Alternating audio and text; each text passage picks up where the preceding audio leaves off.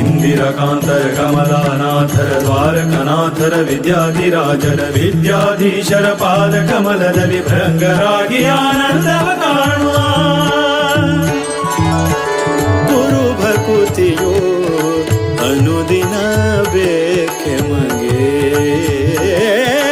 ಗುರು ಭಕುತಿಯೋ ಅನುದಿನ ಬೇಕೆ ಮಗೆ ಮುರಹರನ ಚರಣವನು ಬಿಡದೆಲೆ ಭಜಿಸುವ ಗುರು ಭಕುತಿಯೋ ಅನುದಿನ ಬೇಕೆ ಮಗೆ ಅನುದಿನ ಬೇಕೆ ಮಗೆ.